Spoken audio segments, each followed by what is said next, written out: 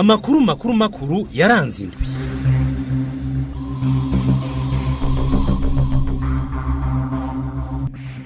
Turabaramukije tunabaha ikaze muri aya makuru yaranze indwi tugiye kurangiza mukurikira kuri radio Indundikiriture ayo nayo akabashimikiye hanini kuri ibi bikuru. Iyi ndwi tugiye kurangiza yavuzwe mu intara zimwe hataratangura isekeza ryo kugurira umwimbo w'ibigori abarimyi. Isekeza ryari kuba ryatanguye kuva ku wa 16 ku kwezi kwa gatandatu. Aha turaja kubashikana mu ntara za Kayanza na Kirundo abarimyi baho bubidoga. Ni muri iyi ndwi Kigobere kandi gitoza amakori n'amatagisi cidogewe ko kiriko gikora ibisa n'ubusuma kuri bamwe mu badandaza bo mu ntara ya Bubanza, aho ngo kiriko gitoza amakori kabiri ku bibanza byo mu isoko iyo ntara. Isukurike mu gisagara ca Bujumbura naryo nyene riri mu vyagarutswe ko muri iyi ndwi tugiye kurangiza, aho ni nko mu Ruziba mu manuko bw'igisagara ibice bimwe bitakironka amazi meza n'ayabaho bahora bifashisha yishiramwe amazi wota igikono yashikiramwe caramenetse haraheze hafi amezi indwi. Nibijanye n'imigenderanire kandi ntivyasigaye inyuma, ni muri iyi ndwi huguru w'indwi yahariwe imigenderanire, ariko bamwe mu baserukira ibihugu vyabo bakaba baraneguye ko kuzana imitahe mu Burundi bikirimwe intambamyi nk'ikena ry'igitoro risa n'iryanse umuti. Ibyo byose muraja kuvyumva muri aya makuru yaranze indwi muriko mwumva mwijwi rya Odilo Nkejimana mukanyisase mu yaramvuye. Amakuru yaranze indwi.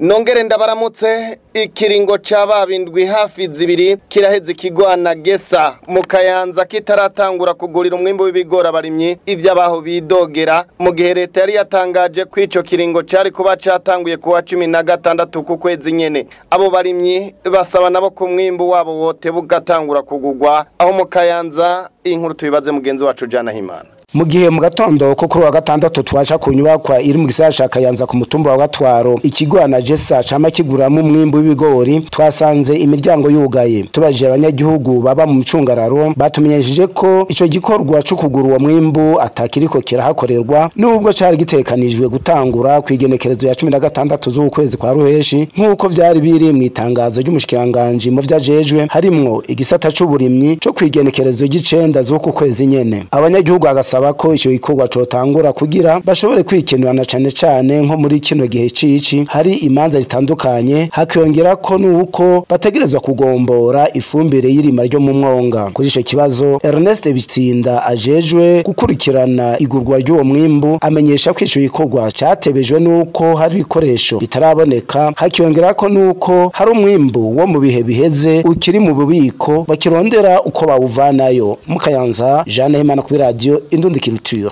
Nayo mu Kirundo abarimyi bamenyesha ko bamaze gukorwa ko n'ingaruka zivuye kw'iryo teba ryo kugurirwa umwimbo w'ibigori.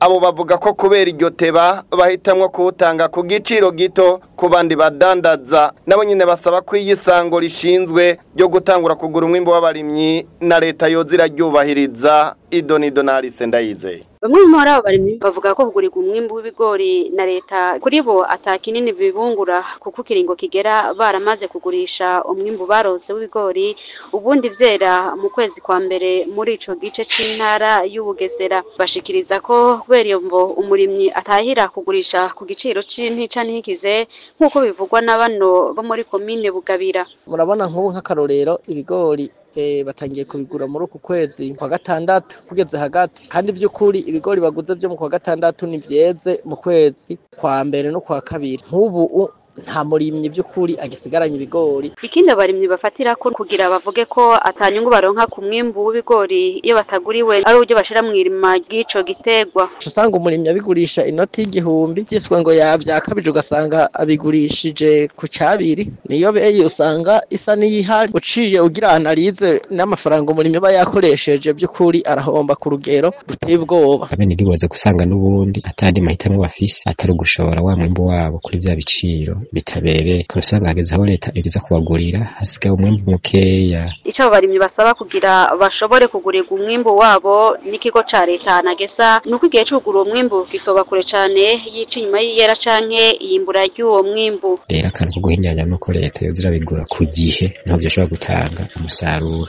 Leta yogura kare kugira ngo umwene gihugu nawe yaje ku buryohe bw'amafaranga meza. Ikigo Nagesa cazogura umwimbu w'intete z'ibigori vyumye ku mafaranga 1700 ku kilo. Leta itegeka ko bitegezwa kuba vyumye neza, igabisha kandi abadandaza kudahirahira ngo bashore muri ico kigo umwimbu baguriye abarimyi ku masoko amwe y'intara ya Kirundo. Abarimyi bashora kugurirwa amafaranga ari hagati y'1200 n'1400 mu mafaranga y'amarundi ku kilo. Hagati y'ibiro 500 by'umwimbu w'ibigori uri mu bubiko bw'ikigo cy'igihugu cyo kwegeranya umwimbu wa Nagesa nivyo bimaze kumenyekana ko vyononekaye ari byo gutabwa nkuko bishikirizwa n'umushikiranganje mu vyajejwe harimwo burimyi yabishikirije ari umutumire mu nama nshinga amateka kuri uyu wa gatatu w'indwi nyene. Ivyo bamwe mu bashinga amateka babona ko ari kibazo cyo gutegekanya urongo y'inama nshinga amateka ariko guca asaba ko ubwo bushikiranganje ko mu gihe boba buriko burategekanya ibikorwa vyabwo bwokorana n'umwe mu migwi iyo mu nama nshinga amateka kugira ibintu bigende neza. Claire ya Kankundi. Ibiro 500 vy'umwimbu w'ibigori uri mu bubiko bw'ikigo cy'igihugu kijejwe kwegeranya umwimbu wa Nagesa byaranonekaye nkuko bishikirizwa n'umushikiranganje mu byajejwe harimo uburimyi Prosper Dodiko. Nibiro 500 vyononekaye gose bizosabwa yuko tubita.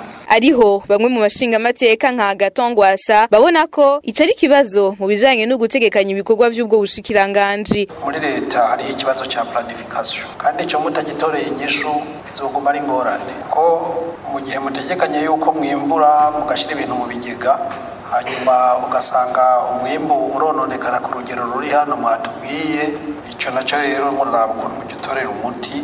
Urongo inama nshinga amateka Daniel Gelas Dabirabe ariko guca asaba ubwo bushikiranganje mu gihe buba buriko burategekanya ibikorwa vyabwo ko bwokorana n'umwe mu migwi yo mu nama nshinga amateka ko umushikiranganje abijejwe uzarungika abakozi biwe bagakorana n'abashinga amateka muri commission finance canye indi commission twogena kugira ngo imidogo cyangwa ibibazo bigenda bizuka abashinga amateka nabo babikurikire kugira ngo iyi midogo ivemwo kuko biza bigaruka vya bindi nyene kandi iyo bije abashikiranganje nta nyishu muronka. Itoni ibihumbi 71 vy'umwimbu w'ibigori nivyo vyegeranijwe n'ikigo Anagesa mu gatasi igice c'uwo mwimbu caragurishijwe ubu hakaba hari itoni ibihumbi 15 mu bubiko bw'ico kigo. Itoni 200 z'ibigori zononekaye buke zikaba zizoronswa ababigaburira ibikoko. Na mu bijanye n'ubudandaji abadandaza bo mu isoko ya Bubanza baridogera ikigo kijejwe gutoza amakori n'amatax Obert ko gishaka kubatoza amafaranga y'ibibanza inshuro zibiri. Abo badandaza bavuga ko ikigo Obert kibategeka kuriha kuri konte ya Banko Buinoti mu gihe bari barihiye kuri konte ya Obert iri mu banki Interbank. Ico kibazo cyo bakimaze gushika no mu ntwaro ariko Obert imenyesha ko abatazoriha kuri Banko Buinoti bazokwakwa ibibanza bakoreramwo. Aho ibubanza inkuru tubibaze mugenzi wacu Alex Nkeshimana hakorera. Abadandaza b'Ububanza barasaba yuko baturihishwa ibitansi barishe muri Obert kandi ikonte barihiye ko bayihawe n'ico kigo cegeranya amakori mu Burundi. Mu itangazo ikigo Obert cyasohoye ku munsi wa 26 wa gatanu 2025 riraba amasoko yose ya leta. Abadandaza basabwa kuba bafise amasezerano bafitaniye na Obert bakariha ibirarane byo kuva mu mwaka wa 2023 gushika ntwarante mu mwaka wa 2024. Kuva ico gihe bace berekana ko bariye ko kuri Banko Buinoti kuva ndamukiza gushika n'ubu. Iyo tangazo riragabisha uwo wese adafise aho yarihiye hagezweho ko azoca yugarirwa. Abadandaza birabatangaza cyane kubona basabwa kuriha ubugira kandi mu gihe iyo myaka ivugwa bari bararishe muri banki ya Interbank kuri konte ya Obert bari barahawe kurihira ko Ibubanza. Umwe mu bakomiseri baserukira iyo soko Ibubanza amenyesha yuko bari bakwiye kwerekana ingene bosabwa kuriha amafaranga barishe kuri konte bahawe na obere urongo isoko nkuru ya Bubanza amenyesha yuko ico kibazo abadandaza bafise kizwi urongo ishirahamwe ry'abadandaza Bubanza avuga yuko bariko bararenganywa ico kibazo ngo baramaze kwiganira n'abajejwe intwaro na obere barimwo gira yuko ngo barihe inyuma naho amwe barishe kuri iyo konte za bank ubu Interbank bazoyasubizwa avuga yuko ivyo bisa nibitumvikana kuko ngo niyaba akiriho kuri iyo konte obere ngo yarikwiye kuyakurako abadandaza bakaba babona yuko kuriha amatagise ubugira kabiri bisa n'ukwibwa Alex Ngeshi bari Bubanza radio Indundikiritsiro amakuru makuru yaranze indwi. Aya makuru yaranze indwi arabandanya kuri radio Indundikiriture. Bamwe mu bashinga amateka babona ko akiri kibazo c'isuku n'isukura mu gisagara ca Bujumbura. Abatanga karoro k'amazi mabi yisuka mu nzuzi zica muri ico gisagara. Aho umushikiranganje w'amagara y'abantu ari umutumire mu nama ashinga amateka kuri uyu wa kane w'iyindwi yemeje ko ikibazo c'isuku mu gisagara ca Bujumbura arico catumye kiza cakorera kimaze imyaka 3 kidahera iyo tamiratuzi. Umushinga amateka agatogwasa asanga ikibazo c'isuku n'isukura mu gisagara ca Bujumbura gisa n'icananiranye. Ahagwasa abona ko ico kibazo cananiranye kuko inzego za leta zisa n'izidakorana. Murashaka gusanga hari ikibazo ca collaboration hagati y'ama ministère sectoriel. Je maze imisi mbona ngaha kuri Pont de République sur le boulevard Mwezi Gisabo au niveau ya Pont de République hariya kuri Ntahangwa. Uravye hepfo uri kurava mu Kamenge uja muri ville urabona des eaux usées qui sont déversées dans la rivière. Ico ni kibazo ca hygiène, ikibazo ca assainissement. Mugabo kandi ni kibazo gica gitusha directement obuha kuko niyijejwe les infrastructures. Iyo niri mu bushikiranganje bw'iwanyu. Mugabo amagara y'abantu ari mu bushikiranganje bw'iwanyu. Umuntu akibaza none mw'ivyo iyo biko biriswa muri ajya amazi agaca agenda muri Tanganyika Regideso igaciya kwega igaciya duha tukaja kuyakoresha mu ngo responsibility canye ingorane vyoterwa nayo mazi zobazwa ndi muze murakwakwanya muvugane vuba mutora inyishu y'ivyo bibazo kuko amagara y'abantu ni ikintu kiri très sensible. On ne devrait même pas résigner sur les moyens par rapport à pareille question. Umushikiranganje w'amagara y'abantu Ridwine baradahana ntabihakana akavuga ko nk'ikiza cakorera cananiranye gutuzwa mu gisagara ca Bujumbura kubera isuku rike riharangwa. Kijanye na n'ingorane zijanye n'ibikorwa tuteza gukorana n'ayandi ma département ministériel nivyo nk'ikibazo cakorera burya ntikihava kubera ingorane za aménagement za assainissement muri mairie usanga amakanivo vy'ukuri yakira umwanda wo mu mamenage bigaca bija muri Tanganyika kandi byateza kubanza guca ku buterere muri traitement des eaux. Ariko aha baradahana yemeza ko leta yahawe imisi mike ngo ico kiza cakorera kizobe catujijwe mu gisagara. Tubifashijwemo n'urwego rw'igihugu rujejwe sécurité, Conseil national de sécurité, hariho recommandation dufise yuko bitarenza amezi makeyi kiya kibazo tuteza kuba cavuye mu nzira. Ivyo ni biri muri recommandation baduhaye tariki 8 z'ukwezi kwa gatanu. Qui est responsable ni twese ni leta yose. Cyo gituma tuteza kugikorera hamwe. Ikiza cakorera kimaze imyaka 3 cugarije igisagara ca Bujumbura kubera isuku rike mu gihe hamaze gutanguza imigambi itari mike yo kugarukira isuku mu gisagara harimo wiswe zero deshe watangujwe mu kwa gatatu ku mwaka uheze n'umutambukanyi w'umukuru w'igihugu n'imisi 100 yo gusukura igisagara yatangujwe n'umukuru w'igihugu bwiwe mu kwezi k'umunani ku mwaka uheze nyene. Tukivuga ivyo nyene bijanye n'isuku abanyagihugu bahora bifashisha igikono gishikiramwe amazi atangwa n'ishiramwe amazi wotaheza amezi ndwi kimenetse muri quartier Ruziba mu manuko bw'igisagara ca Bujumbura batanguye gufatwa n'indwara ziva kw'isuku rike. Abandi nabo bemeza ko hari bikorwa batakirangura bijanye n'isuku. Abanyagisagara babazwa nuko basavye iyo nyubako rusangi yosa nuko basavye ko iyo nyubako rusangi yosa nugwa ariko atacakozwe bene iryo shira hamwe batwemereye kugira ico bashikirije hanyuma ariko abanyagihugu bagomana impungenge ku magara yabo ni inkuru nyene tuyibaza Alice Ndayizeye. Nuko amazi tuyagura kubeyi ndende kandi uburyo nabwo bwo kuronka. Abo n'abanyagihugu muri quartier Ruziba zone Kanyosha komine Muha mu gisagara ca Bujumbura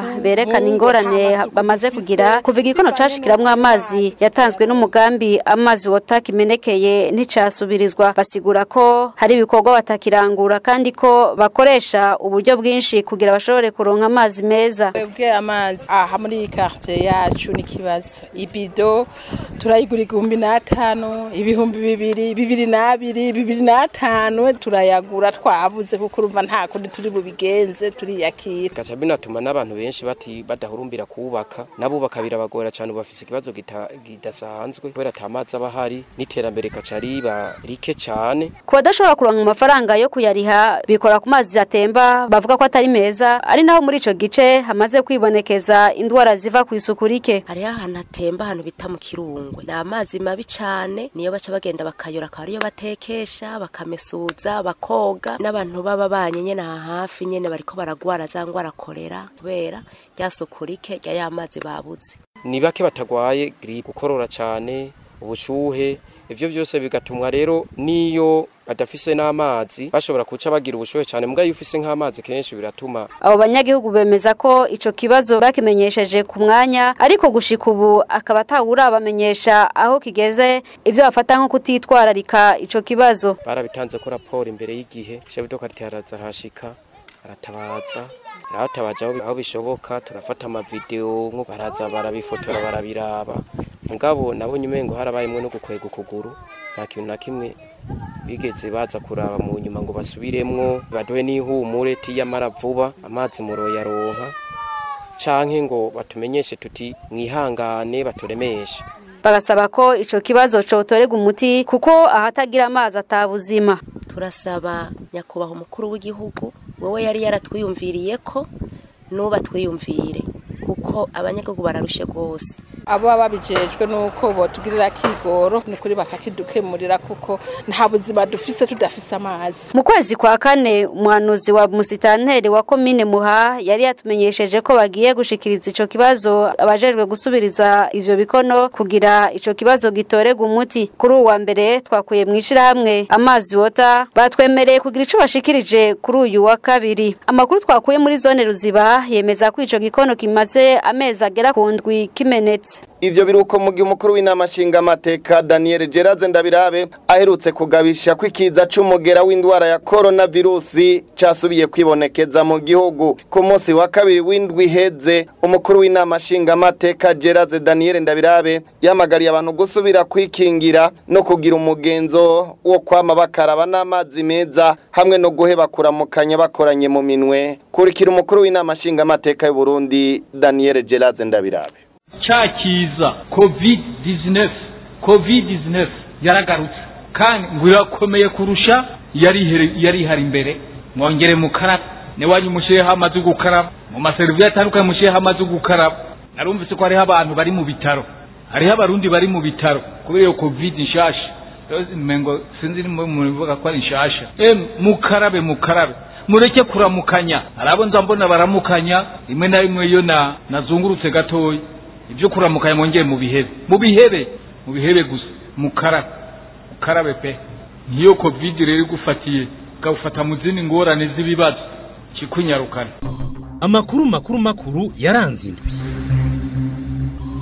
Aya makuru yaranzindwe kuri radio Indundi Culture murashobora kuyumva kuri FM 88 n'ibice bibiri muri mu gisagara ca Bujumbura no mu micungararo yaho ne mu zindi ntara mukatwumva kuri 99 n'ibice 9 mu makungu naho nyene tugashikayo mukandika Indundi Culture akaburungu kome ni kubakoresha ubuhinga ngurukana bumenyi mu bijanye n'imigenderanire ubuserukizi bw'igihugu c'ubirigi mu Burundi bubona ko bikigoye gukorera imigambi mu Burundi mu gihitunganywa ryo kuvunja amafaranga rikirimwe ingorane. Ivyo ambasaderi Michael Wime yabishikirije kuri uyu wa gatanu w'indwi nyene hugurugwa indwi yahariwe ibijanye n'imigenderanire n'amakungu. Uwaserukira ububirigi mu Burundi avuga ko munyamitahe yobwirijwe kuronka yaba yarakoresheje mu migambi yiwe. Ambasaderi Michael Wime aranegura kandi ko mu Burundi habandanya kwibonekeza ikena ry'igitoro ari nahabonera mu guhamagarira leta y'u Burundi korohereza abanyamitahe kugira Uburundi Burundi buve mu bibazo by'ubutunzi bufise muri kino gihe. Tukivuga ivyo nyene vy'imigenderanire ibihugu bigize umuryango w'isoko rusange ya Afrika y'ubuseruko n'iy'ubumanuko biragaragaza impungenge ku ntambamyi zihanze ibisata byo gutwara abantu n'ibintu hamwe n'amasoko ntanganguvu n'ubuhinga bwa none. Intumwa z'ivyo bihugu zagize ico zishikiriza kuri uyu wa gatatu mu nama itegura inama y'abashikiranganji bagize uwo muryango yari yitezwe kuri uyu wa gatanu w'indwi Bujumbura mu Burundi, baneguye ko ibibazo biguma bibaho mu gihe ibihugu vyiyemeje gushira ibintu ku rugero rumwe kugira horohe uruja n'uruza. Gushika ubu ako karere kemeza ko umugambi wo korosha urudandazwa ukiri ku rugero rw'ibicendwi kwijana gusa, kandi kifuza ko wobaye ugeze ku bice 25 kwijana mu mwaka wa 2025. Norris Nduwimana. Abagize ico bashikiriza muri iyo nama y'abahinga hiteguriye bashikiranganje bagize aho karere Burundi burimwo manigura kwizo ntambamye zose ziguma zihanze ivyo bisata binafatanywa n'ibijanye n'ubuhinga bwa none mu gihe ibihugu bigize aka karere aheze igihe biyemeje amasezerano yozikura zose arico gituma ku bwabo hageze ko abagize uwo muryango bafata ingingo zijanye n'igihe ca none zotuma haguma umwizero muri ibi bihugu. Zimwe muri izo ngorane umunyamabanga ntayegayezwa mu bushikiranganje bw'u Burundi mu bjejwe harimo gutwara abantu n'ibintu igihugu kinabwirizwa kwakira iyo nama y'abashikiranganje w'umwaka Christine Niragira azitiza kadacika. Ku ruhande rw'amabarabara rero icegeranyo c'Ibanki ya Afrika ijejwe iby'iterambere cerekana ko yagwiriye ku mugabane wa Afrika akanafasha ibice biharugwa kuri 90% by'ababa kuri uwo mugabane, ariko ko afashwe nabi ku buryo budahumuriza, ari naho icegera c'umunyamabanga mukuru w'umuryango w'ibihugu bigize komeza Ambassadeur Mohamed Kada afatira mu gushikiriza ko bahageze ko afatwa ingingo zoza nk'umuti ufashwe n'akarere mu gihe mu gisata c'amasoko nguvu uwo mugwi w'abahinga werekana ko abantu baharugwa kuri miliyoni 650 bagikenya umuyaga nkuba muri Afrika. Muri abo harimo n'abagize ibihugu vyiyunze. Aho muryango ari kusa n'uwizera kubwo imigambi iri kwirarangurwa isigurwa na Ambassadeur Mohamed Kada. Ahagira ati turiko turakorana n'Ibanki y'Isi mu gukomeza umugambi wo gukwiragiza umuyaga nkuba nyawisubiza witiriwe 300 ifadikanije n'Ibanki ya Afrika ijejwe iterambere. Hazohabwa umuyaga nkuba abantu miliyoni 300 muri Afrika. Umugambi utegekanya gushikiriza umuyaga nkuba hagati y'abantu miliyoni 100 Inama nshikiranganje igira 14 yabegwa n'ivyo bisata mu karere k'umuryango usangiye isoko rusangi ya Afrika y'ubuseruko n'iy'ubumanuko ibwirizwa kubera Burundi kuri uyu wa gatanu. Akarere kagiharura urugero rwo korosha urudandazwa ku bicindwi gusa kwijana ko goba rugeze kuri 25 kwijana gushika mu 2030. Nayo mu bijanye n'indero, ikigo c'imyuga kigira kabiri kigiye kubakwa mu ntara ya Cankuzo mu buseruko bw'igihugu. Umukuru w'igihugu Evariste Ndayishimiye yabishikirije mu birori byo kuri uyu wa kane w'indwi aho yararamutse ashikiriza icese ibikoresho nyunganira nyigisho n'ibindi. Kigo c'imyuga c'akarorero Cirusi muri komine Shombo ni mu ntara ya Karusi. Umuyobozi mukuru w'ico kigo akaba yamenyesheje ko ico kigo kigikenye imashine nyabwonko 200 gutyo bashobore kwigisha borohewe abana mu ntara zitandukanye aho hagati mu gihugu. Iyi nkuru tubibaza mugenzi wacu Aniseti Ntango vakorera. Ikigo c'imyuga c'akarorero co mu Rusi muri komine Shombo intara ya Karusi kibaye umushinge w'iterambere Burundi bugiye gushikira nkuko biri mu mbona kazoza ya 2040 na 2060. Umukuru w'igihugu c'u Burundi Evariste Ndayishimiye yabivuze kuri uyu wa kane aho yariko ashikiriza icese ibikoresho nyunganira nyigisho. Ico kigo vy'agaciro gashika miliyoni 170 zirenga z'amadolari zatanzwe ni Banki y'Iterambere rya Afrika. Yamenyesheje ko umuntu wese akwiye kuba afise umuzirikanyi abone ariko araja afise ubwenge kandi abukoresha neza. Nayo Dusabe Bonaventure umuyobozi mukuru w'ico kigo c'imyuga c'akarorero co mu Rusi yashikirije ko gitanga inyigisho mu bisata bitandukanye harimwo uburimyi, ubworozi, guhingura ivyimburwa, ukubaka amakoperative n'ic'ubuhinga. Yavuze ko ko ico kigo kandi gikeneye mashini nyabwonko zishika 200 mu ntumbero yo kwigisha bibereye ababandanya kwitura ico kigo. Dusabe Bonaventure yanashikirije ko ico kigo gifasha abacitura bava mu ntara zitandukanye z'u Burundi, kikaba kibafasha kumenya kwirondera gutyo umuntu akimenya agaheza akazorondera ico ashobora kurangura. Umukuru w'igihugu c'u Burundi Evariste Ndayishimiye yahavuye amenyesha ko ikigo nk'ico kigiye kubakwa mu ntara ya Cankuzo, ihangiro akaba ari ugushitsa ibigo bitanu mu gihugu cose. Nayo userukira ibanki y'iterambere rya Afrika BAD mu ncamake yafashije mu kugura ivyo bikoresho vyatanzwe uyu munsi, yavuze ko ari mu ntumbero yo gushitsa ico yiyemeje